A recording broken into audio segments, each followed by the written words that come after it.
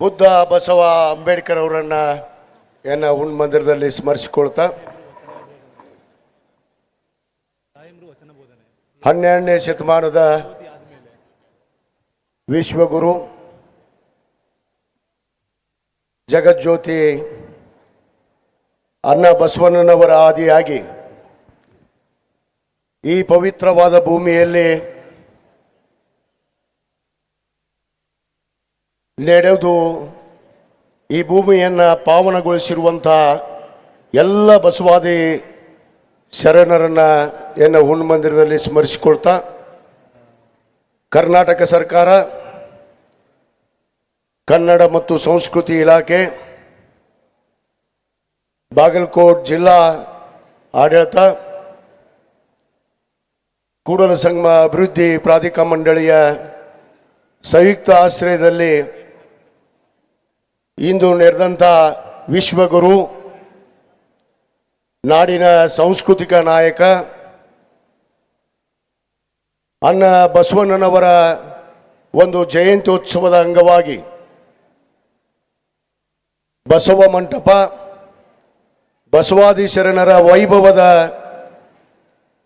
ಈ ಒಂದು ಪವಿತ್ರವಾದ ಭವ್ಯವಾದ ಸಮಾರಂಭದ ದಿವ್ಯ ಸಾನ್ನಿಧ್ಯವನ್ನು ಅಲಂಕರಿಸಿರುವಂಥ ನಮ್ಮ ನಾಡಿನ ಹೆಸರಾಂತ ಬಸವಾದಿ ಶರಣರನ್ನ ವೇದಿಕೆ ಮೇಲೆ ಉಪಸ್ಥಿತಿರುವಂಥ ಎಲ್ಲ ಹರಗುರು ಚರಮೂರ್ತಿಗಳ ದಿವ್ಯ ಪಾದಪದ್ಮಗಳಲ್ಲಿ ನನ್ನ ಭಕ್ತಿಪೂರ್ವಕವಾದ ನಮನಗಳನ್ನು ಸಮರ್ಪಿಸಿ ಈ ಒಂದು ಬಸವಾದಿ ಶರಣರ ವೈಭವದ ಸಮಾರಂಭವನ್ನು ನಮ್ಮ 2025-26ನೇ ಸಾಲಿನ ಆಯವ್ಯಯದಲ್ಲಿ ಸರ್ವಧರ್ಮ ಸಂಸದ್ ಎನ್ನುವ ಘೋಷಣೆಯ ಮಾಡುವ ಮುಖಾಂತರ ಬಸವ ಮಂಟಪ ಬಸವಾದಿ ಶರಣರ ಈ ವೈಭವ ಸಮಾರಂಭವನ್ನು ನೆರವೇರಬೇಕು ಅನ್ನೋದನ್ನು ಅವರ ಮನದಾಳದ ಇಚ್ಛೆಯಂತೆ ಈ ಒಂದು ಪವಿತ್ರವಾದ ಸಮಾರಂಭವನ್ನು ಆ ಬಸವಾದಿ ಶರಣರ ವೈಭವಕರಿಸಿ ಈ ಸಮಾರಂಭವನ್ನು ಇವತ್ತು ಇಲ್ಲಿ ಆದೇಶಿಸಿ ಈ ಭವ್ಯ ಸಮಾರಂಭದಲ್ಲಿ ತಮಗೆಲ್ಲರಿಗೂ ಸಾಕ್ಷಿ ಆಗೋದಕ್ಕೆ ಬಸವಾದಿ ಶರಣರಿಗೆ, ಬಸವಾದಿ ಪ್ರಮುಖರಿಗೆ, ಅನುಯಾಯಿಗಳಿಗೆ ಇವತ್ತು ಅವರಿಗೆ ಒಂದು ಗೌರವವನ್ನು ಸಲ್ಲಿಸಬೇಕು ಅನ್ನೋ ಉದ್ದೇಶದಿಂದ ಈ ಕಾರ್ಯಕ್ರಮಕ್ಕೆ ಆಯೋಜನೆ ಮಾಡೋದಕ್ಕೆ ನಮಗೆಲ್ಲರಿಗೂ ಪ್ರೇರಣೆ ನೀಡಿರುವಂಥ ನಿಮ್ಮೆಲ್ಲರ ನೆಚ್ಚಿನ ಘನ ಸರ್ಕಾರದ ಮುಖ್ಯಮಂತ್ರಿಗಳು, ಭಾಗ್ಯಗಳನ್ನು ಕೊಟ್ಟಂಥ ಭಾಗ್ಯ ವಿಧಾತ, ಸರ್ವ ಜನಾಂಗಕ್ಕೆ ಇವತ್ತು ನ್ಯಾಯವನ್ನು ಕೊಟ್ಟು ಬಸವ ಜಯಂತಿ ಎಂದೇ ಮುಖ್ಯಮಂತ್ರಿಯಾಗಿ ಪ್ರಥಮ ಬಾರಿಗೆ ಅವರ ಪ್ರಮಾಣ ವಚನವನ್ನು ಸ್ವೀಕಾರ ಮಾಡಿದಂಥ ನಮ್ಮೆಲ್ಲರ ಹೆಮ್ಮೆ ನಾಯಕರಾದಂತಹ ಸನ್ಮಾನ್ಯ ಸಿದ್ದರಾಮಯ್ಯ ಸಾಹೇಬರಿಗೆ ನಾನು ಮತ್ತೊಮ್ಮೆ ಈ ವೇದಿಕೆ ಪರವಾಗಿ ನಾನು ಸ್ವಾಗತವನ್ನು ಕೋರ್ತೇನೆ. ಸನ್ಮಾನ್ಯ ಸಿದ್ದರಾಮಯ್ಯ ಸಾಹೇಬ್ರೆ,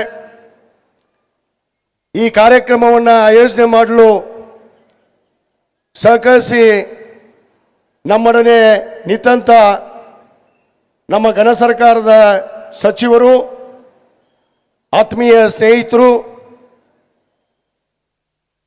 ಕನ್ನಡ ಮತ್ತು ಸಂಸ್ಕೃತಿ ಇಲಾಖೆಯ ಸಚಿವರು, ಹಿಂದುಳಿದ ವರ್ಗ ಕಲ್ಯಾಣ ಇಲಾಖೆಯ ಸಚಿವರಾದಂಥ ಸನ್ಮಾನ್ಯ ಶಿವರಾಜ್ ತಂಗಡಿಗೆ ಅವರೇ,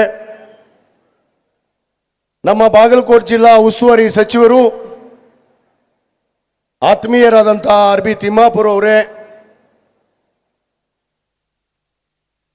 ನಮ್ಮ ಬಿಜಾಪುರ ಜಿಲ್ಲೆಯ ಉಸ್ತುವಾರಿ ಸಚಿವರು, ಬೃಹತ್ ಕೈಗಾರಿಕೆ ಘನ ಸರ್ಕಾರದ ಸಚಿವರಾದಂಥ ಸನ್ಮಾನ್ಯ ಎಂ.ಬಿ. ಪಾಟೀಲ್ ಸಾಹೇಬ್ರೆ, ನಮ್ಮೆಲ್ಲರ ಹಿರಿಯರು, ಮಾರ್ಗದರ್ಶಕರು,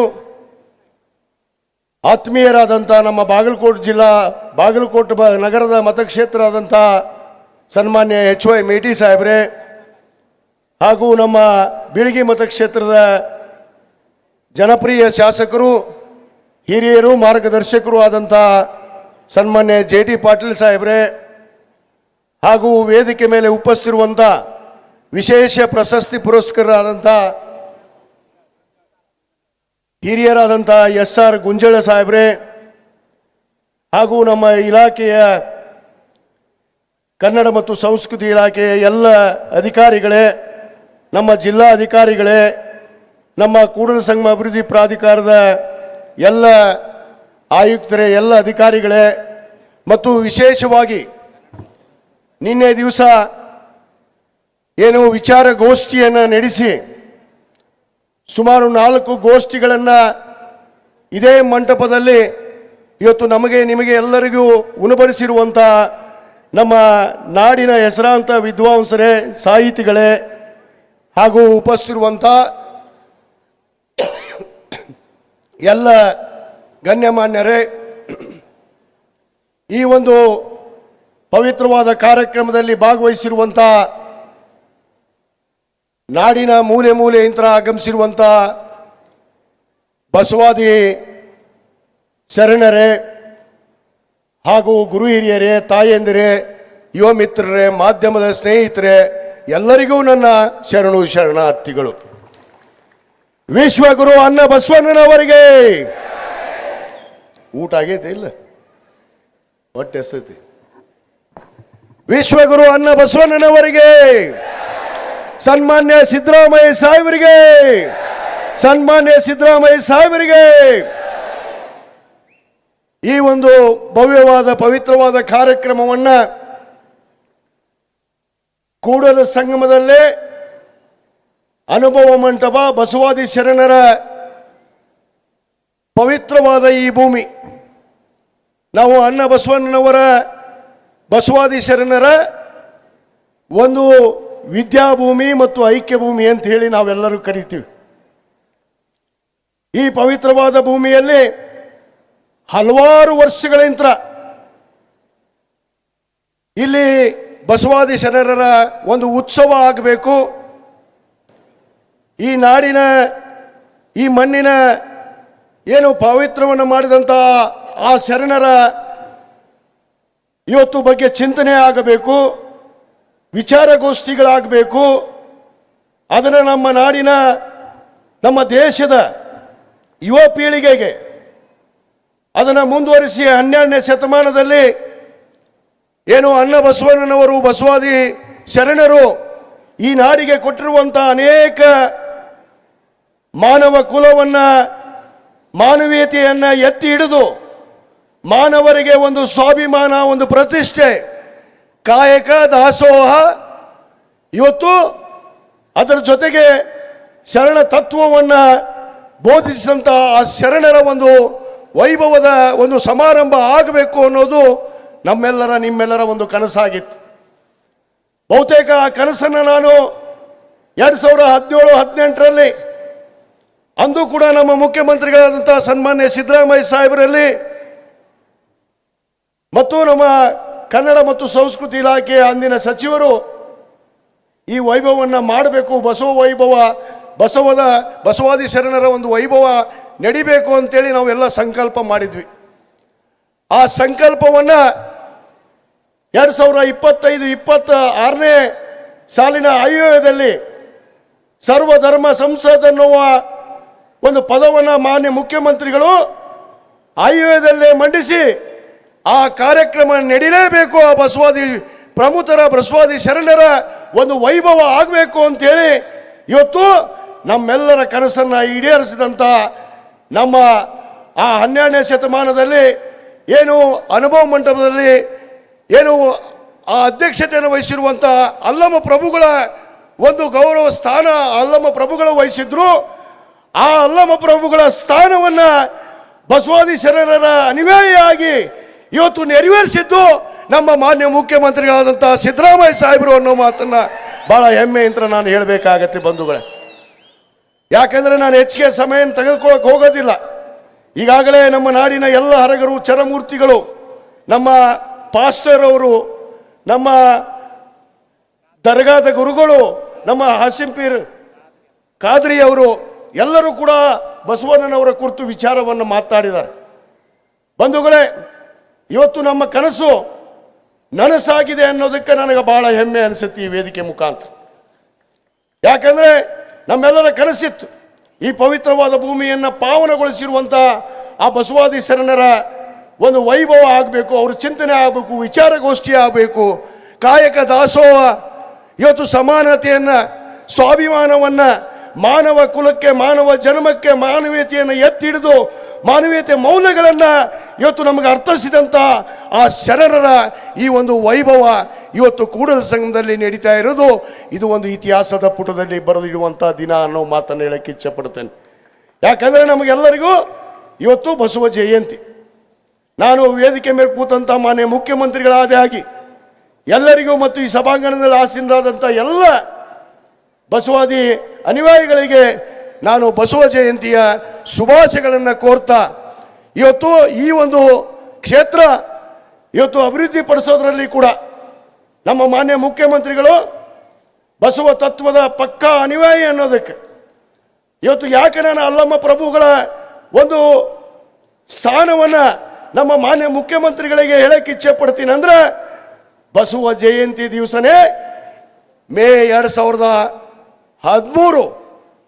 2013ರಲ್ಲಿ ಮಾನ್ಯ ಮುಖ್ಯಮಂತ್ರಿಗಳು ಬಸವ ಜಯಂತಿ ದಿವಸನೇ ಅವರು ಪ್ರಮಾಣ ವಚನವನ್ನು ಸ್ವೀಕಾರ ಮಾಡಿ ಈ ನಾಡಿನ ಬಡ ಕುಟುಂಬಕ್ಕೆ ಹಸಿದ ಹೊಟ್ಟೆಗೆ ಅನ್ನ ಭಾಗ್ಯವನ್ನು ಕೊಟ್ಟಂತ ಪುಣ್ಯಾತ್ಮ ನಮ್ಮ ಮಾನ್ಯ ಮುಖ್ಯಮಂತ್ರಿಗಳಂತ ಸಿದ್ದರಾಮಯ್ಯನವರನ್ನು ಮಾತನ್ನು ಹೇಳಬೇಕಾಗತ್ತೆ. ಅದೇ ರೀತಿ ಅನ್ನ ಬಸವಣ್ಣವರ ಭಾವಚಿತ್ರವನ್ನು ಇವತ್ತು ಎಲ್ಲ ಸರ್ಕಾರಿ ಕಚೇರಿಗಳಲ್ಲಿ ಇವತ್ತು ಕಡ್ಡಾಯವಾಗಿ ಅವರ ಭಾವಚಿತ್ರವನ್ನು ಹಾಕಬೇಕು ಅಂತೇಳಿ ನಮ್ಮ ಮಾನ್ಯ ಮುಖ್ಯಮಂತ್ರಿಗಳು ಆದೇಶ ಮಾಡಿದರು. ಇದೇ 2023-24ನೇ ಸಾಲಿನಲ್ಲಿ ಇವತ್ತು ಮಾನ್ಯ ಮುಖ್ಯಮಂತ್ರಿಗಳು ವಿಶ್ವಗುರು ಅನ್ನ ಬಸವಣ್ಣನವರನ್ನ ಸಾಂಸ್ಕೃತಿಕ ನಾಯಕ ಅಂತೇಳಿ ಘೋಷಣೆ ಮಾಡಿದ್ದು ಕೂಡ ನಮ್ಮ ಮಾನ್ಯ ಮುಖ್ಯಮಂತ್ರಿಗಳು ಸಿದ್ದರಾಮಯ್ಯನವರು.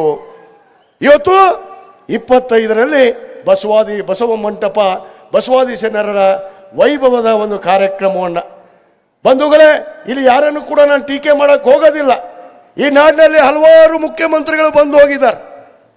ಬಹಳಷ್ಟು ಜನ ಕೂಡಲ ಸಂಗಮದ ಕಡೆ ತಿರುಗಿಸತೆ ನೋಡಿಲ್ಲ. ಇವತ್ತು ಯಾಕೆ ನಮ್ಮ ಮುಖ್ಯಮಂತ್ರಿಗಳಿಗೆ ನಾವಿಲ್ಲಿ ಹೊಗಳಬೇಕು ಅಂದ್ರೆ ಹೊಗಳ್ತಾ ಇಲ್ಲ. ಇದ್ದ ನಿಜ ಸಂಗತಿಯನ್ನ ನೋಡದಂತೆ ನಡೆದಂತ ಇವತ್ತು ಮುಖ್ಯಮಂತ್ರಿ ರಾಜ್ಯದಲ್ಲಿ ಯಾರಾದರೂ ಇದ್ರೆ ಅದು ನಮ್ಮ ಮಾನ್ಯ ಸಿದ್ದರಾಮಯ್ಯ ಸಾಹೇಬರು ಒಬ್ಬರೇ ಅನ್ನೋ ಮಾತನ್ನು ನಾನು ಹೆಮ್ಮೆ ಅಂತ ಹೇಳಬೇಕಾಗತ್ತೆ. ಯಾಕಂದ್ರೆ ಯಾವುದು ಮಾತನ್ನು ನುಡಿದಿದ್ದಾರೆ ಆ ಮಾತಂತೆ ನಡೆದಿದ್ದಾರೆ. ಇವತ್ತು ಈ ರಾಜ್ಯದ ಎಲ್ಲ ಜಾತಿ ಜನಾಂಗದ ಎಲ್ಲ ಧರ್ಮೀಯರಿಗೂ ಕೂಡ ಇವತ್ತು ಅನೇಕ ಯೋಜನೆಗಳನ್ನು ಕೊಡೋದ್ರ ಮುಖಾಂತರ ಇವತ್ತು ಆ ಹಸದ ಹೊಟ್ಟೆಗೆ ಅನ್ನವನ್ನು ನೀಡಿ, ವಿಶೇಷವಾಗಿ ನಮ್ಮ ಮಹಿಳೆಯರಿಗೆ ವಿಶೇಷವಾದ ಶಕ್ತಿಯನ್ನ ಏನು 12ನೇ ಶತಮಾನದಲ್ಲಿ ಅನ್ನ ಬಸವಣ್ಣನವರು ಅಲ್ಲಮ್ಮ ಪ್ರಭುಗಳು ಇವತ್ತು ಮಹಿಳೆಯರಿಗೆ ನ್ಯಾಯವನ್ನು ಕೊಟ್ಟಿದ್ರು. ಆ ನ್ಯಾಯವನ್ನ ಇವತ್ತು 2025ರಲ್ಲಿ ನಮ್ಮ ಮಾನ್ಯ ಮುಖ್ಯಮಂತ್ರಿಗಳು ಸಿದ್ದರಾಮಯ್ಯನವರು ಕೊಟ್ಟಿದ್ದಾರೆ ಅನ್ನೋ ಮಾತನ್ನ ಬಹಳ ಹೆಮ್ಮೆ ಅಂತ ನಾನು ಹೇಳಬೇಕಾಗತ್ತೆ.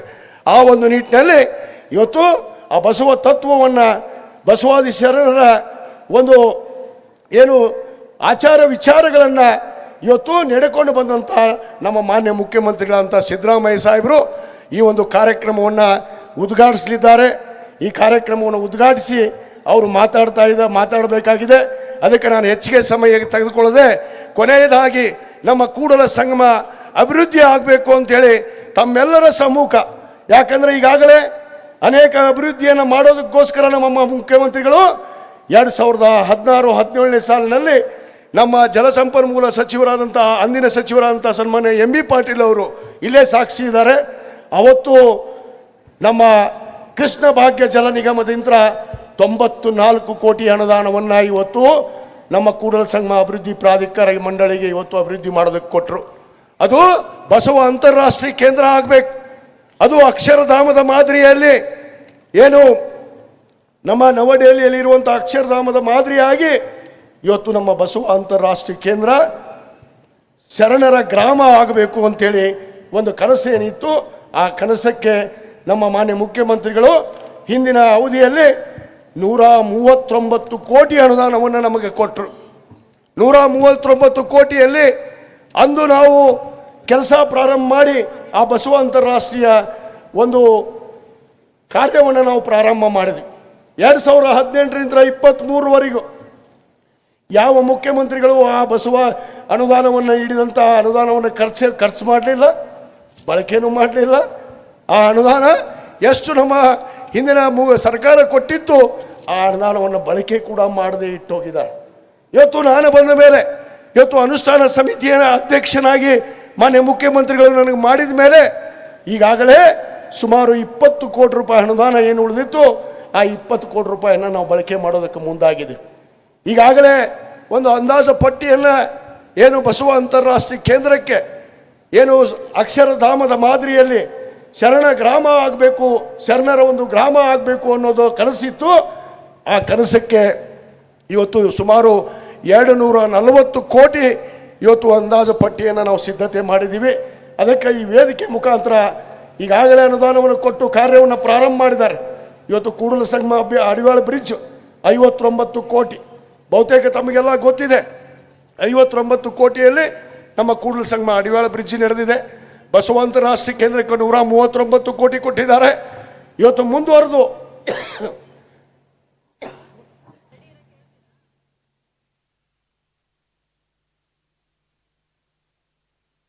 ಮುಂದುವರೆದು 240 ಕೋಟಿ ಈಗಾಗಲೇ ಅಂದಾಜು ವೆಚ್ಚದ ಏನು ಒಂದು ಸಿದ್ಧತೆ ಆಗಿದೆ. ಅಂದೇ 348 ಕೋಟಿ ರೂಪಾಯಿಯನ್ನು ನಾವು ಅಂದಾಜು ನಮ್ಮ ಎಂ ಬಿ ಪಾಟೀಲ್ ಸಾಹೇಬರು ಎಲ್ಲ ನಮ್ಮ ಹಿರಿಯ ನಮ್ಮ ಜಿಲ್ಲೆಯ ಶಾಸಕರು ಒಳಗೊಂಡು ಸಿದ್ಧತೆ ಆಗಿತ್ತು. ಅದಕ್ಕೆ ಆ ಬಸವ ಅಂತಾರಾಷ್ಟ್ರೀಯ ಅಕ್ಷರಧಾಮದ ಮಾದರಿಯಲ್ಲಿ ಶರಣಗ್ರಾಮ ಆಗೋದಕ್ಕೆ ತಾವು ಉಳಿದಂಥ ಅನುದಾನವನ್ನು ನೀಡ್ತೀರಿ ಅನ್ನೋ ಭರವಸೆ ನನಗಿದೆ. ಇದೇ ಅವಧಿಯಲ್ಲಿ ಅದನ್ನು ಅಂತಾರಾಷ್ಟ್ರೀಯ ಬಸವ ಕೇಂದ್ರದ ಏನೇನು ಅಭಿವೃದ್ಧಿ ಕೆಲಸಗಳಿದಾವೆ ಅದನ್ನು ಮುಗಿಸೋದಕ್ಕೆ ತಾವು ಅಣಿ ಆಗ್ತೀರಿ ಅನ್ನೋ ಒಂದು ವಿಶ್ವಾಸದ ಮೇಲೆ ಇವತ್ತು ನಾನು ಅವರಲ್ಲಿ ಮನವಿಯನ್ನು ಮಾಡ್ತೇನೆ.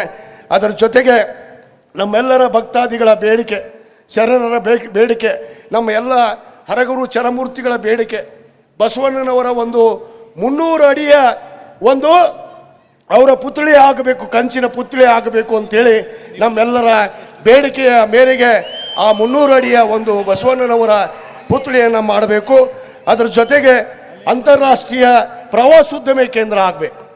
ಯಾಕಂದರೆ ಬಹುಮುಖ್ಯವಾಗಿ ಅನೇಕ ಈ ವಿಶ್ವದಂತರೇ ಏನು ನಮ್ಮ ಅನ್ನ ಬಸವಣ್ಣನವರ ಭಕ್ತಾದಿಗಳು ಶರಣರು ಇವತ್ತು ಇಲ್ಲಿ ಆಗಮಿಸ್ತಾರೆ. ಅದಕ್ಕೆ ಇದು ಅಂತಾರಾಷ್ಟ್ರೀಯ ಪ್ರವಾಸೋದ್ಯಮ ಕೇಂದ್ರ ಆಗಬೇಕು.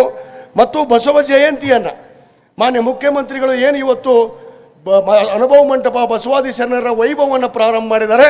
ಪ್ರತಿ ವರ್ಷ ಇದು ಕೂಡಲ ಸಂಗಮದಲ್ಲಿ ಏನು 2 ದಿವಸಗಳ ಕಾಲ ತಾವು 29, 30 ಈಗಾಗಲೇ ಅನುಮತಿಯನ್ನು ಕೊಟ್ಟಿದ್ದೀರಿ. ಇದೇ 2 ದಿವಸಗಳ ಕಾಲ ಪ್ರತಿ ವರ್ಷ ಅದು ಕೂಡಲ ಸಂಗಮದಲ್ಲೇ ಬಸವಾದಿ ಶರಣರ ವೈಭವ ಜಯಂತ್ಯೋತ್ಸವ ಇಲ್ಲಿ ನಡಿಬೇಕು ಅಂತೇಳಿ ನಾನು ಮಾನ್ಯ ಮುಖ್ಯಮಂತ್ರಿಗಳಲ್ಲಿ ವಿನಂತಿ ಮಾಡ್ತೇನೆ. ಅದರ ಜೊತೆಗೆ ನಮ್ಮ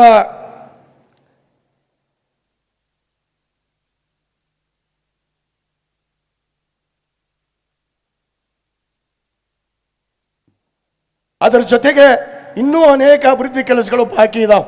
ಅದು ಈಗ ಮಾತಾಡೋದಿಲ್ಲ. ನಾನು ಕ್ಷೇತ್ರದ ಅಭಿವೃದ್ಧಿ ನಮಗೆ ಕೊಟ್ಟರ ಈ ಕ್ಷೇತ್ರದ ಅಭಿವೃದ್ಧಿಯನ್ನು ಮಾಡೋದಕ್ಕೆ ನಾವು ಏನೇನು ಮಾಡೀವಿ ಅನ್ನೋದು ತಮಗೆಲ್ಲರಿಗೂ ಸಾಕ್ಷಿ ಇದೆ. ನಾವು ಏನು ಕಾರ್ಯವನ್ನು ನಮ್ಮ ಸರ್ಕಾರದ ಅವಧಿಯಲ್ಲಿ ಎಷ್ಟೆಷ್ಟು ಅಭಿವೃದ್ಧಿ ಮಾಡಿದ್ದೀವಿ ಅನ್ನೋದು ಇದೆ. ಮುಖ್ಯವಾಗಿ ಬಸವರಾಷ್ಟ್ರೀಯ ಅಂತಾರಾಷ್ಟ್ರೀಯ ಕೇಂದ್ರ ಶರಣಗ್ರಾಮ 300 ಅಡಿಯ ಬಸವಣ್ಣನವರ ಒಂದು ಪುತ್ಳಿ ಆಗಬೇಕು ಮತ್ತು ಅಂತಾರಾಷ್ಟ್ರೀಯ ಪ್ರವಾಸೋದ್ಯಮ ಕೇಂದ್ರ ಆಗಬೇಕು. 3 ಬೇಡಿಕೆಗಳನ್ನು, ಪ್ರಮುಖ ಬೇಡಿಕೆಗಳನ್ನು ನಾನು ಈ ಒಂದು ಸಂದರ್ಭದಲ್ಲಿ ತಮ್ಮ ಮುಖಾಂತರ ತಮ್ಮ ಬೇಡಿಕೆಯ ಅನುಸಾರವಾಗಿ ನಾನು ಮಾನ್ಯ ಮುಖ್ಯಮಂತ್ರಿಯಲ್ಲಿ ವಿನಂತಿ ಮಾಡಿಕೊಂಡು ಇನ್ನು ಹೆಚ್ಚಿಗೆ ಮಾತಾಡದೆ ನಾನು ಮಾನ್ಯ ಮುಖ್ಯಮಂತ್ರಿಗಳು ಮಾತಾಡೋಕ್ಕೆ ಅವರು ಮಾತುಗೊಮ್ಮೆ ಹೇಳ್ತಿರ್ತಾರೆ. ತಮಗೆಲ್ಲ ಗೊತ್ತಿದೆ, ನಾನು ಬಸವಾದಿ ಶರಣರ ಅನುಯಾಯಿ, ಬಸವಣ್ಣನವರ ಅನುಯಾಯಿ ಅಂತೇಳಿ.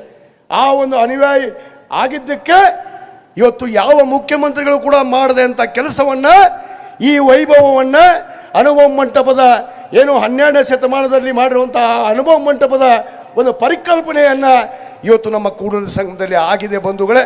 ಆದ ಕಾರಣ ಈ ವೈಭವದ ಕಾರ್ಯಕ್ರಮವನ್ನು ಅವರ ಮಾತಾಡೋದಕ್ಕೆ ಅವ್ರ ಮಾತುಗಳನ್ನು ಆಲಿಸೋಣ.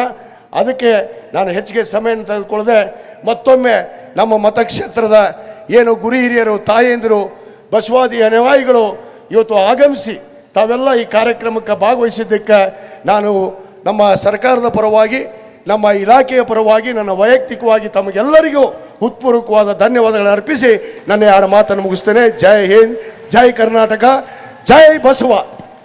ಹೆಚ್ಚಿನ ವಿಡಿಯೋಗಳಿಗೆ ಪ್ರತಿಧ್ವನಿ ಯೂಟ್ಯೂಬ್ ಚಾನೆಲ್ ಸಬ್ಸ್ಕ್ರೈಬ್ ಮಾಡಿ, ಬೆಲ್ ಐಕಾನ್ ಕ್ಲಿಕ್ ಮಾಡಿ.